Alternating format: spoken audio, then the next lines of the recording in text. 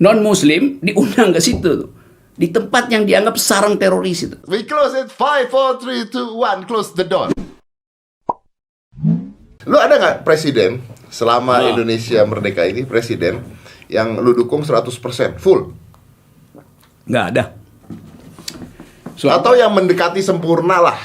Soeharto gue demo dulu. Untung nggak hilang loh. Itu waktu itu ngumpet-ngumpet lah. Waktu itu ngumpet-ngumpet ya? Nggak gini ya? Nggak gini. Siapa ya? Gus Dur. Habibie juga kita demo dulu. Karena dia ngabisin APBN, dipakai buat industri strategis itu kan. Yang buat kita itu nggak rasional dalam keadaan ekonomi bangkrut, investasi terlalu besar di bidang teknologi. Tapi idenya bagus itu kan. Tapi pilihan kebijakan waktu itu keliru itu. Gus Dur ya gue dukung waktu itu kan karena teman segala macam. Tapi Gus Dur kemudian kehilangan kemampuan untuk memainkan politik parlemen tuh. Tapi kita udah tahu ya, Gus Dur udah pasti lakukan hal yang drastis, ngeledek parlemen segala macam itu, bahkan mau keluarin perpu untuk membubarkan parlemen segala macam. Tapi Gus Dur ninggalin sesuatu loh, yaitu kemajemukan itu. Betul. Pak Harto meninggalkan infrastruktur. Habibie meninggalkan ide tentang 4.0 teknologi yang baru sekarang dibicarain tuh. Megawati misalnya ninggalin apa? Megawati ninggalin nama bapaknya tuh. Karena dia nggak mungkin dipisahkan dengan Soekarnoisme kan. Jadi SBY meninggalkan demokrasi. Zaman SBY nggak ada satu orang pun yang dibui karena berbeda politik. Nah sekarang Jokowi misalnya kita mesti pikirin ninggalin apa? Masa ninggalin infrastruktur kan? Infrastruktur kan bagian gampang untuk dibongkar ulang kan. Di Korea, Jepang, jembatan-jembatan dibongkar ulang tuh. Di Amerika yang namanya highway segala macam banyak yang sepi tuh. Jadi nggak mungkin legacy Jokowi itu pada infrastruktur tuh. Apa legasinya? Yang nggak ada itu. Ekonomi buruk, pendidikan buruk, demokrasi buruk. Jadi orang mungkin akan ingat Pak Jokowi diingat sebagai Pinocchio misalnya. Kan nggak enak kan? Ya, jadi lu mengatakan bahwa yang paling buruk saat ini adalah saat di pemerintahan Jokowi. Memang karena gini ya, orang anggap mau uji Pak Jokowi bikin apa dalam demokrasi itu untuk mempertahankan demokrasi. Gue bilang salah itu. Jokowi masuk dalam sistem yang udah demokratis gitu. Dari 98 udah demokrasi itu. Sekarang dia bikin demokrasi merosot selama 10 tahun ini.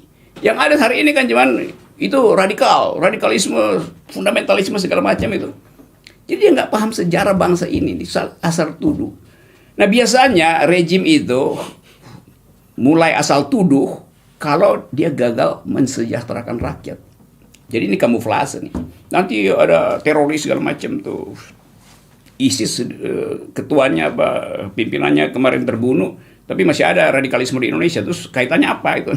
Kan udah nggak ada idenya tuh. HTI misalnya udah ditutup, dibubarin, tapi masih dianggap separoh. Ini contoh nih kemarin. Gue udah 3 kali dalam sebulan ini dilarang kasih kuliah di universitas. Ya, gue tahu, gue baca tuh. Sekarang dalil pemerintah, mahasiswa itu terpapar radikalisme karena kurang kritisisme tuh. Nah gue masuk ke universitas untuk ngajarin kritisisme, justru dilarang. Kan ngaco kan pikirannya. Kalau dasarnya kurang kritisisme, kasih kritisisme dong. Tapi radikalisme sendiri kan ada sebenarnya, bro. Ada kan? Ada pasti, setiap orang bisa jadi radikal. Betul. Tapi terasanya di mana radikalisme itu tuh? Gue setiap hari bisa gue ingin bikin negara Islam, negara Kristen, negara PKI, negara liberal. Tapi nggak jadi kan, nggak ada masalah. Iya, karena itu kan cuma di pikiran. Jadi ngapain ditutup? Ngapain dibesarkan gitu maksudnya? Iya. Biarin orang berdebat tentang ide itu kan. Kalau dibilang 30% dari mahasiswa Indonesia terpapar radikalisme, 30%. UI misalnya mahasiswa 10.000, berarti setiap hari ada 3.000 orang bawa pisau itu, bawa molotov ke kampus. Kan itu konsekuensinya kan. Mungkin untuk supaya tidak jadi lebih besar lagi. Iya, karena itu supaya dia nggak lebih besar, buka kampus supaya terjadi perdebatan argumentatif gitu. Yang mana lu dilarang sekarang? Juga dilarang coba, padahal gue mau bantuin supaya. Oke. Lu mau bantuin untuk membuat radikalisme tapi ini. Tapi dianggap gue memprovokasi. Gue bilang memang saya datang ke kampus untuk memprovokasi pikiran. Iya. Kan Iya. Tapi lu tahu dari mana kalau seandainya Prabowo jadi presiden akan lebih baik? Nggak tahu juga. emang gua nggak tahu. Kan? Makanya. Kan itu gua nggak dukung Prabowo kan.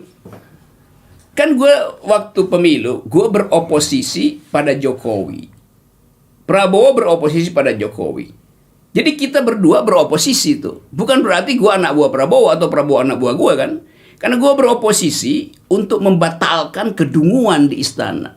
Prabowo Bukan sebagai pendukung Prabowo ya? bukan. Karena Prabowo beroposisi untuk memperoleh kekuasaan lain. Karena itu gua bilang sama-sama beroposisi. Tapi apa buktinya gua nggak mendukung dua-duanya? Sebelum pemilu, gua pergi ke Mahkamah Konstitusi mengajukan judicial review tuh.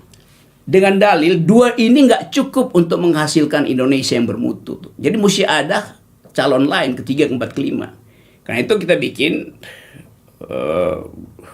uraian supaya threshold 20% itu dihilangin. Kan itu buktinya bahwa gue nggak cukup puas dengan dua calon ini. Maka Konstitusi tolak. Nah karena cuma dua calon, ya terlihat bahwa gue beroposisi pada Jokowi, lalu publik anggap berarti lu bergabung dengan Prabowo. Ya enggak juga. Itu sama-sama beroposisi aja kan. Kalau gue dukung Prabowo, mestinya gue dukung dia sekarang masuk kabinet kan. Gue nggak dukung Prabowo masuk kabinet. Karena gue anggap dia harusnya di luar itu. Gitu. Tapi yang selama ini lu dianggapnya kampret. Iya nggak apa-apa. Dianggap, ya itu kampret terlalu. Kok dibilang kampret, ya apa ledekannya tuh. Tiap hari gue masuk hutan, ada kampret, cebong, semacam ular, gue kenal semua kan. Jadi nggak ada yang Nggak. kalau dibilang kampret ya gue seneng aja kampret. Karena kampret itu binatang paling bersih, makanya cuma buah-buahan tuh. Oh, iya. Tapi ini sebenarnya menariknya begini, bro. Lu kecewa kan sebenarnya Prabowo sekarang merger seranjang dengan Jokowi, kecewa dong? Atau enggak? Karena ada dua hal. Gua baca ada dua hal. Yang pertama, lu mengatakan bahwa oke, itu kan akhirnya masukan begini. Yang kedua, lu mengatakan bahwa ini Prabowo ada satu ini nih, ada maksud tertentu masuk. Bisa aja untuk dia memperkuat keadaannya, merebut dan sebagainya. Ada kata-kata seperti itu juga kalau nggak salah. Bisa, orang bisa berpikir begitu. Tetapi kalau gue terusin keterangan gue, Prabowo itu cuma punya 2 menteri. Dia dan Edi Prabowo di situ kan. Apa yang mau dia lakukan di situ? Kalau sidang kabinet misalnya, ya udah kalah pasti kan berdebat kan. Sekarang misalnya kalau Prabowo punya semacam ya sebutnya rencana yang agak misterius gitu. Begitu kebaca, dia yang pertama kali di reshuffle. Kan tapi orang kan mau justified semacam imajinasinya bahwa Prabowo bisa melakukan sesuatu. But you did say that bahwa ini Prabowo mungkin ada jalan tertentu untuk melakukan hal tersebut. Saya analisis cara orang melihat itu. Oke. Aku menganggap orang mendukung Prabowo dengan anggapan kalau terjadi crack, maka yang ada teori triumvirat lah segala macam tuh Prabowo bisa jadi faktor di dalam perubahan berikut. Ya memang bisa terjadi, tetapi secara rasional itu nggak mungkin terjadi. Nggak mungkin terjadi. Iya, karena sangat mungkin justru Prabowo diumpankan untuk bikin semacam kekeliruan, lalu dia disingkirkan. Kan itu bisa umpan aja kan. Silahkan berimajinasi, bisa jadi faktor baru, terus diumpan-umpanin, ternyata ditemukan bahwa ada sesuatu yang salah di dalam kebijakan Prabowo. Ya udah, apa yang dilakukan Jokowi ya di reshuffle. Jadi tidak mungkin itu terjadi sebenarnya. Nggak mungkin. Theoretically tidak mungkin terjadi karena terlalu kecil kemampuan maneuvering dari 2 menteri itu di dalam. Soalnya gue baca di satu berita lu mengatakan bahwa Prabowo ini masuk dengan misi tertentu untuk merubah bla bla bla bla bla. Bukan gue katakan, gue menganalisis pikiran orang yang menginginkan Prabowo masuk kan. Kan orang berpikir begitu kan. Tapi lu ngomong itu kan seakan-akan lu tahu bahwa itu yang akan terjadi. Nah itu kegoblokan media tuh kan. Dia kutip itu. Dia ngambil itu iya. artinya. Maksudnya dia tanya dulu itu pendapat atau analisis tuh. Oke. Itu analisis gue terhadap mereka yang penuh gairah menyambut Prabowo di dalam kekuasaan. Ya boleh aja pikir itu kan. Which is sebenarnya menurut lu secara logika yang tidak dungu. Nggak mungkin terjadi. Kalau itu tidak mungkin terjadi, artinya Prabowo saat ini menjadi pembantu presiden. Memang, wong nomenklasi, apa namanya, aturannya begitu dia. Nah ini mengecewakan para kampret-kampret itu. Iya, dong, nah berarti. kampret itu sebetulnya ya masih ada sayangnya gitu, sehingga rasa sayang itu Membuat mereka berpikir, Iya, berpikir, ini oke, punya tujuan nanti- tertentu. nanti ada keajaiban datang dari situ. Nah itu susah dibuktikan. Sebaliknya juga Cebong juga merasa oke, mudah-mudahan dia bikin kekeliruan sehingga dia cepat di reshuffle kan sama aja. Karena Cebong kan tetap nggak enak kan, karena dia mesti sleeping with the enemy kan. Itu. Dan Artinya dengan adanya seperti ini memungkinkan sekali untuk kita bicara kampret ya, Yes. untuk kampret memilih sosok baru kan. ya kampret nggak pernah mampu memilih, dia cuma mengikut aja tuh, sama Cebong tuh. Ada sosoknya dulu, Aha, baru mereka dia- keluar. iya. Karena dia nggak bikin kongres kampret misalnya buat pilih pemimpin, nggak bisa. Karena peristiwa politik kemarin ada dua tokoh dengan fanatisme yang berlebihan, pengikutnya langsung blocking segala macam, sehingga dia nggak lihat lagi ide itu, dia cuma lihat oh ini orang versus orang, bukan ide versus. You know what, this happens menurut gua ya. Yep. Menurut gua, mudah-mudahan nggak dungu. Menurut gua this happens karena pilihannya cuma dua, bro. Ya justru itu. Kalau pilihannya banyak nggak terjadi ini sebenarnya. Ya karena itu yang saya terangin tadi, gue pergi ke Mahkamah Konstitusi supaya ada lebih dari dua pilihan, kan nggak terjadi. Ya. Jadi dua-duanya gue jengkel sebetulnya kan dari awal, bukan senang atau sedih, jengkel aja tuh Iya, reaksi. karena menurut gua berpikir begini, akhirnya terjadi 4 hal gitu. Apa? Yang pertama adalah orang yang memilih Jokowi, Yes. orang yang memilih Prabowo, orang yang memilih best from the worst. Yep. Dia lihat, ya udahlah dua-duanya jelek, Iya. ya udah gue pilih yang lumayan aja. Dan Dan orang yang akhirnya menolak. golput akhirnya. Iya, sih. Ini yang terjadi. Because only 4 nggak punya pilihan lain. Itu yang mesti kita kan kalau kita analisis, mestinya kita anggap karena sistemnya begini, maka kita masuk dalam kedunguan seperti sekarang ini. Jadi rubah itu ke depan kan, gitu kan. Oke. Do you think ke depan Prabowo akan mencalonkan lagi jadi presiden? Niatnya sih iya. Kan nggak maksimal kan jadi menteri kan. Lalu kita pikir, kalau Prabowo tidak mencalonkan, siapa yang akan mencalonkan? Sandi misalnya, ya mungkin juga.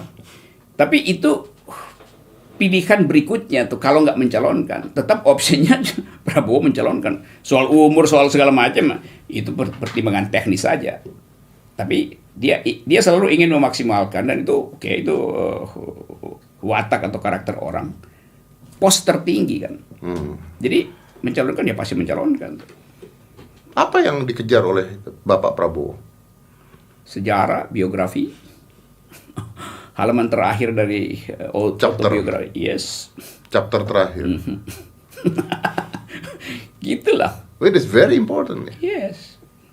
Ya karena itu godaan kekuasaan kan begitu. Apalagi kan dalam hitungan dia lihat kiri kanannya ini bego-bego nih, mending gue maju lagi kan. Prabowo tetap merasa begitu, dan saya tahu IQ-nya bagus. Dari segitu ya dia anggap kalau begini sih gue aja lagi. Ya, ya. Itu Pak, human nature begitu kan. Dan ini kan terjadi kekecewaan yang luar biasa karena misalnya kemarin alumni 212 terus tiba-tiba wah heboh karena maksudnya kenapa Prabowo akhirnya masuk ikut ke Jokowi dan sebagainya. Ini Ya mestinya bikin demo lah 212 buat bikin petisi itu. iya, tapi at the end gua rasa bahwa endingnya mereka juga nggak bisa ngapa-ngapain. This is already happens, dude. Iya itu. This already happens. What you Betul. gonna do? Ya faktanya begitu tuh. Tetapi ini kekuatan, bagaimanapun ini adalah political power. Secara ideologis, secara sumber daya. Nah, kayak 212 yang punya ideologi, yang punya sumber daya, kan dia nggak mungkin sekedar menerima fakta ini kan. Jadi ada ya satu strategi yang pasti dipikirkan. Ya mungkin negara membaca itu lalu negara contain lebih awal gitu, preempt dengan Departemen Agama tugasnya adalah menghalangi radikalisme itu. Departemen Pertahanan juga begitu tuh. Itu juga kebablasan. Terbaca dari awal bahwa ini negara selalu dalam keadaan darurat, siaga apa segala macam, nakut-nakutin orang itu. Nah mereka yang ditakut-takutin Ya dengan sendirinya bikin backup lebih panjang ke belakang. Kemarin gue ngobrol sama Fahri Hamzah. Aha, kenapa dia? Dia mengatakan bahwa ada, gue nanya kan sama dia, tapi sebenarnya radikalisme ini ada nggak? Gue tanya begitu kan. Dia menjawab ada. Okay. Tapi harusnya ditindaknya diam-diam. Ya memang begitu mestinya. Jadi nggak perlu dikasih tahu, tidak perlu menakut-nakuti masyarakat, diam-diam aja disikat gitu. Ya Intel kita kan juga dungu. Masa Intel mengatakan ada 30% kaum radikal tuh. Lo kalau udah tahu 30%, ya kerjain aja kan diam-diam. Ngapain mesti dibuka? Karena kalau dibuka menakuti masyarakat sebenarnya. Iya tapi itu ketidakcukupan pikiran dari kekuasaan tuh. Ketidakcukupan pikiran dari kekuasaan atau ini memang strategi. Karena kan pemerintah harus punya kerjaan. Ya kalau itu ada deal internasional segala macam itu kan mau kasih sinyal ke internasional. Tapi tetap itu kedunguan sebetulnya. Karena dua hal. Pertama, dia nggak ngerti bahwa yang dia sebut radikal itu dengan sendirinya soal politik Islam Muslim. Dan Muslim itu dominan di Indonesia. 80%, 85%, 30% itu berarti sekian puluh juta itu. Ya. Dan orang bereaksi itu bagaimana mungkin ada sekian puluh juta orang yang potensial untuk melakukan kekerasan. Padahal kultur masyarakat Indonesia selalu yang moderat itu yang dianggap Baik. ya aman untuk berpolitik. Jadi mereka yang moderat pun merasa bahwa loh kalau begitu kita termasuk dong. Karena 30% udah pasti kita ikut di situ. Jadi kecemasan negara yang berlebih membuat keakraban berwarga negara itu terganggu. Nah negara yang lakukan itu biasanya negara yang lagi panik dengan soal kesejahteraan, keadilan sosial. Di mana-mana rumusnya sama. Gagal menghasilkan keadilan sosial, mulai bermain dengan politik. Yeah, so you were saying making another issues to cover another issues. Ya itu. Okay. That's the logic of power. Ya, so the issues have to come again and again kan untuk Yep. menutupi apapun itu semua gitu kan. Iya. Dan itu bakal berlanjut 2 semester ke depan. Jadi selama ekonomi nggak bisa diperbaiki oleh pemerintah, selama itu isu radikalisme ini akan diucapin terus. Oke. Yang artinya kalau begitu siapapun presidennya nanti ke depan dan siapapun presidennya, kalaupun kita tidak bahas radikal akan ada lagi masalah yang baru lagi. Emang. Untuk menutupi isu-isu. Ya karena yang isu ada. utama kita adalah kalau kata Presiden Bill Clinton dulu, the economy is stupid. Ekonomi soalnya tuh, goblok lo ini soal ekonomi tuh, ngapain sentuh-sentuh begituan tuh. Tapi kan jalan buntu, ekonomi kita udah masuk pada jalan buntu, nggak tahu mau bikin apa itu. Oke. Tapi gini, lu mengatakan ini semua, artinya siapapun itu, gini loh maksudnya, akan terjebak di dalam situasi itu. It's not gonna change. Bisa ada orang lain yang lihat dari perspektif yang lebih lebar tuh. Siapapun yang lihat itu perspektif lebar, ketika dia masuk ke sana, berada di lingkungan itu, bro. Oh no, they gonna change. Okay. Misalnya dia tahu ada radikalisme tuh, tapi dia bisa dikontain kan. Soeharto dulu kontain radikalisme. Ya tutup habis. Selesai. Hilang. Dia nggak tutup, dia sogok. Oh iya. Dengan berbagai institusi baru segala macam. Tapi kan kita nggak mungkin lagi lakukan sogok itu kan hari ini. Jadi fakta radikalisme ada, lakukan yang disebut-sebutkan deradikalisasi itu. Bagi saya, deradikalisasi itu adalah undang orang yang paling radikal untuk debat publik itu. Baru orang terbuka kan, baru orang lihat bahwa ternyata dia nggak radikal. Tempat paling radikal di Indonesia itu namanya pesantren Ngeruki di Solo. Tempat Abu Bakar Ba'asyir. Itu markasnya Abu Bakar Ba'asyir. Gue diundang kasih ceramah di situ, lu bayangin. Non-muslim diundang ke situ.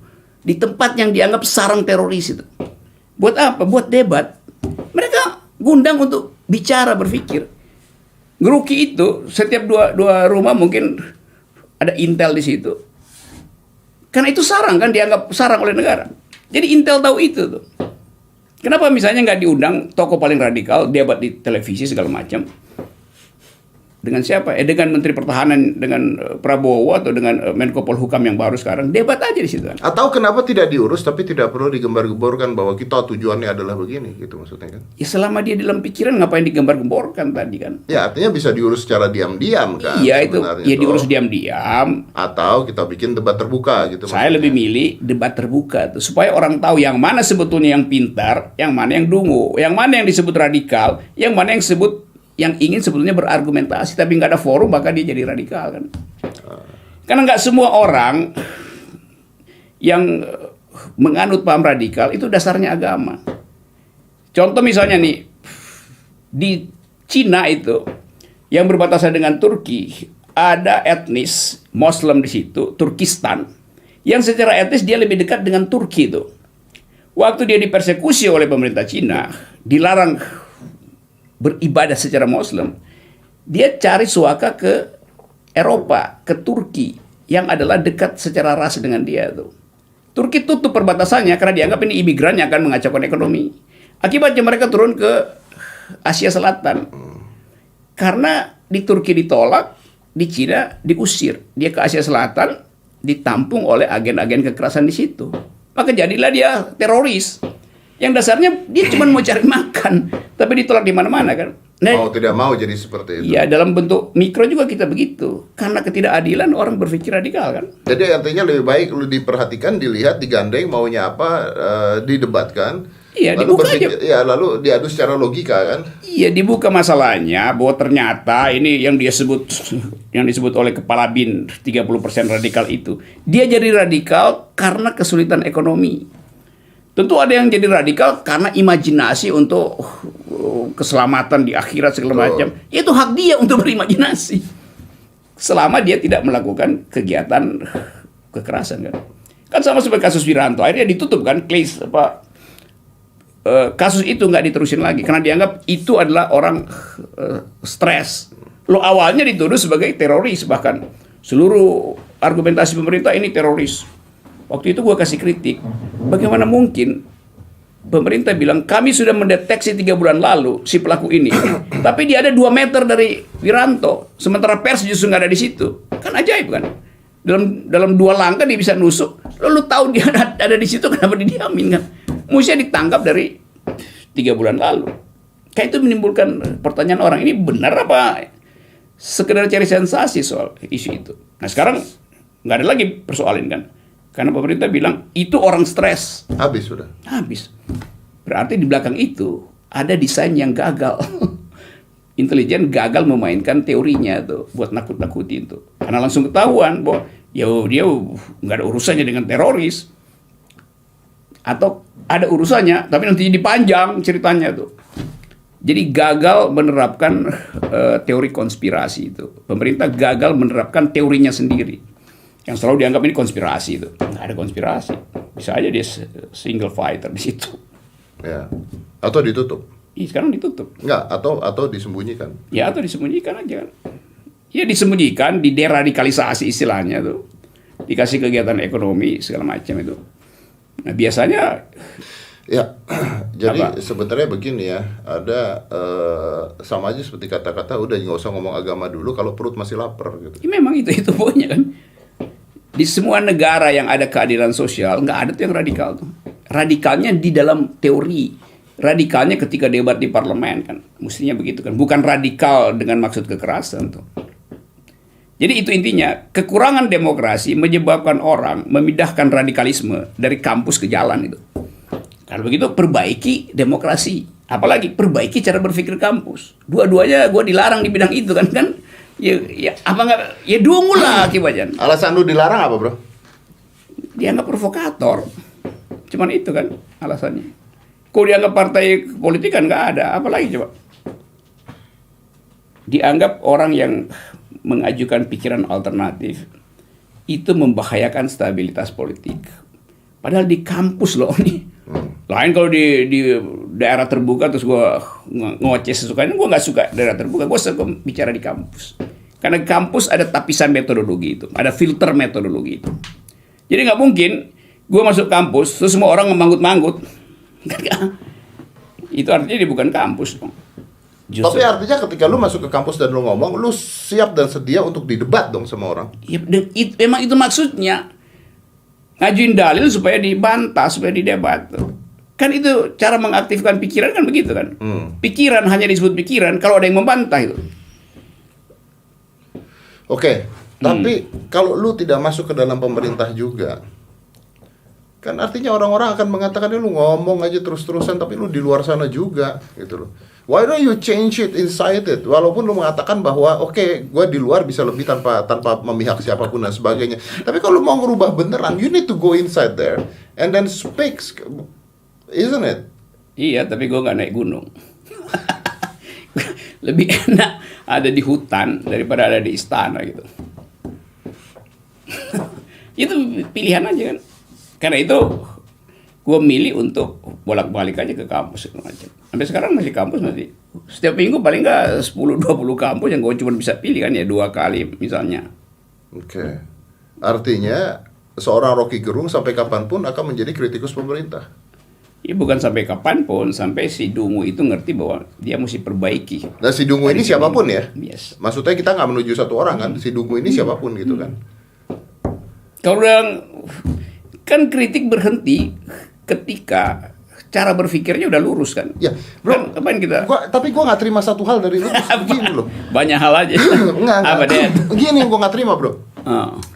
Lu tuh tahu bahwa this thing is not as easy, nggak semudah yang lu ngomongin. Terus masyarakat, oke, untuk masyarakat yang dungu, mungkin akan, oh ya bener juga, oh salah, oh bener, oh salah. Tapi you know that ini ada grand master plan yang bahkan mungkin juga bukan Indonesia yang atur, yang mungkin juga luar. This is not gonna change. Ya sama aja kan. Kalau kita paham tentang global politics, reaksi kita terhadap Papua nggak seperti kemarin misalnya. Kan itu buktinya kita nggak paham global politics kan. Diplomat kita gagal buat contain isu ini di luar negeri. Karena sampai sekarang isu ini masih jadi headline loh di luar negeri itu. Kendati presiden sekarang ada di Papua. Lebih cerdas mana anak-anak Papua yang belajar di Oxford, di Cambridge, yang mengulas soal Papua ini. Dia punya lobby lebih kuat di lembaga-lembaga hak asasi manusia daripada diplomat kita tuh. Diplomat kita kekurangan pengetahuan tentang apa yang terjadi di Papua sebetulnya.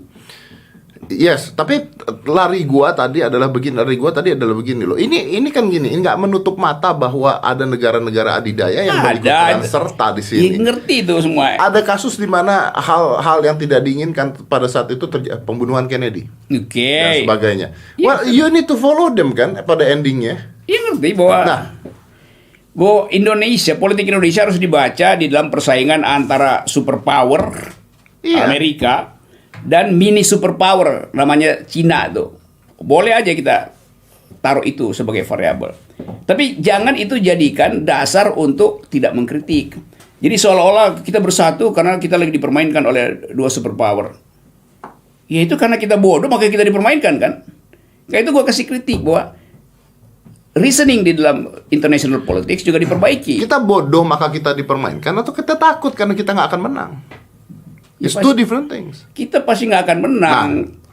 Justru karena nggak akan menang secara naked power karena jumlah digelar seluruh peralatan militer kita itu dibayang-bayangi oleh 2 Skyhawk di atas Jawa itu udah ketakutan kita. Iya, selesai. Nah kalau nggak bisa menangkan naked war, lakukan yang terus disebutkan sebagai soft power, itu kemampuan diplomasi. Nah kemampuan diplomasi itu nggak pernah dilakukan karena presiden takut berdiplomasi. Presiden 5 kali nggak mau masuk di sidang PBB kan. Jadi orang anggap ini presiden nggak punya ide apa tentang politik internasional. Bagaimana misalnya tetangga kita membaca politik internasional kita, kalau presiden tidak lagi dianggap sebagai pemimpin bahkan di ASEAN atau regional Asia, apalagi karena kesempatan dia untuk pidato, untuk kasih dalil, untuk debat di forum internasional nggak dia pergunakan.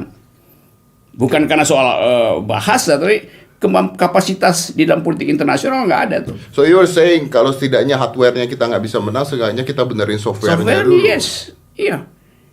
Kalau kita misalnya gagal untuk melihat arah dari persaingan superpower di Cina Selatan itu, perang dagang antara Amerika dan Cina di situ tuh. Kalau dia berubah jadi perang terbuka misalnya, persiapan militer kita cukup apa enggak? Enggak cukup. Prabowo sebagai Menteri Pertahanan sekarang misalnya, mau deal senjata baru dengan Amerika misalnya. Amerika bilang, Anda masih ada catatan di dalam dokumen hak asasi manusia. Kan susah kan? Jadi itu Ya itu nggak mungkin. Ya karena itu kan. Jadi makanya pendidikan kita yang harus dikejar dulu, gitu. Kesehatan masyarakat yang harus dikejar dulu. Jadi memperbaiki masyarakatnya akan memperbaiki bangsa ya. Ya karena itu lebih baik bangun jalan pikiran daripada jalan tol itu. Jalan tol nggak menghasilkan kecerdasan. Jalan tol dibikin misalnya tuh, tapi faktanya sampai sekarang ada 7 juta anak millennials yang mengalami stunting, menjadi kerdil otaknya karena kekurangan gizi itu. Nah apa di jalan tol nanti dia ngapain? Pakai mobil balap di situ? Enggak, dia ada di jalan tol tapi sebagai peminta-minta. Itu pilihan aja kan? Betul, gue juga sering ngomong begitu. Sekarang tuh kebanyakan milenial Indonesia ini sekarang kebanyakan pinter tapi nggak punya kerja. Oh ya itu beban baru bagi demokrasi. Nanti dia berontak tuh. Iya. Yang sama Cina juga begitu yang terjadi kan. Kelebihan ide demokrasi, sistemnya tertutup. Indonesia juga begitu sekarang, mengalami hal yang sama. Ada pembangunan tapi nggak ada demokrasi kan. Kan itu balik lagi pada semacam Orde Baru kan begitu. Pembangunan tapi tidak demokrasi itu. Tandanya pertama adalah kabinet ini adalah kabinet yang nada anti radikalismenya tinggi sekali. Ada beberapa militer di situ, pejabat-pejabat keamanan ada di situ, bahkan Departemen Agama mesti dipimpin oleh seorang mantan Panglima ABRI, wakil Panglima ABRI kan. Reasoningnya apa? Ya buat memberantas radikalisme. Padahal Departemen Agama tugasnya adalah mempersiapkan orang untuk pergi naik haji itu kan. Buat mengatur administrasi orang beragama, Kristen, masjidnya di mana, gerejanya bagaimana. Sekarang tugas pertamanya adalah menghalangi radikalisme. Artinya aparat lain udah nggak sanggup kalau begitu. Intelijen kita apa nggak sanggup? Artinya polisi kita ditanda tanyakan kan? Nah itu luar negeri membaca itu kan. Ya. Jadi faktor eksternal justru menganggap Indonesia ini nggak punya ide tentang demokrasi dong. Masa Departemen Agama tugasnya memberantas radikalisme yang bener aja. Oke. Bung Rocky Gerung, gua mau nanya cepet buat nutup, kasih gue satu kata buat nama orang-orang ini aja lah, sederhana. Yang mana? Contohnya begini, kalau saya sebut Mahfud MD, satu kata buat beliau. Iya, gue coba deh. Oke, ya udah, kita mulai. Berapa orang? 5 lah paling. Mahfud MD? Cerdas, tetapi tunggu. Maksudnya satu kalimat atau satu kata? Satu, ya boleh satu. Kalau tadi Mahfud MD ya, bukan Prabowo. Bukan, Mahfud MD. Susah juga ya karena saya tahu banyak hal, tapi sebut aja bahwa ini susahnya nih kalau kita kenal terus kita mesti evaluasi kan. Apa ide Mahfud MD ya?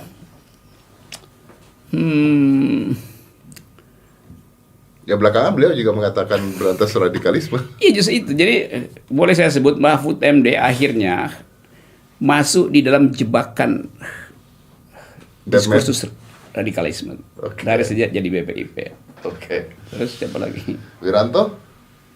Ya Wiranto udah menyelesaikan seluruh biografinya dan di ujungnya orang diingat dia sebagai Menteri Pertahanan Keamanan yang tidak bisa mengamankan dirinya sendiri.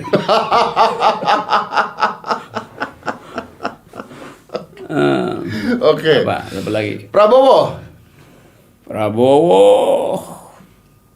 orang dengan keinginan untuk menghasilkan masa depan, tetapi dia punya problem dengan masa lalu tuh, dan itu akan diungkapkan terus dalam politik. Mudah-mudahan dia bisa selesaikan dilema itu. Biar jadi enak jalannya. Iya. Terus Jokowi? Udah gue ucapin. Gue udah ucapin dalam hati. Kalau gue ucapin terbuka, gue kena ITE. ITE. Yep. Ya benar. Ya udah, tunggu dulu, belum. Masih gua kasih dulu. Ahok. Ahok tuh, gue udah nggak ingat apa prestasi. Udah nggak Ahok. ingat ya? Dia teman gue tapi Temen lu. Anies juga. Ini orang-orang yang nggak pernah nelfon gue lagi, jadi gue nggak ingat lagi. Jadi nggak ingat lagi. Yang terakhir, paling terakhir, Rocky Gerung. Influencer lewat podcastnya Deddy Corbuzier. Oke bro, thank you. We close it 5, 4, 3, 2, 1. Close the door.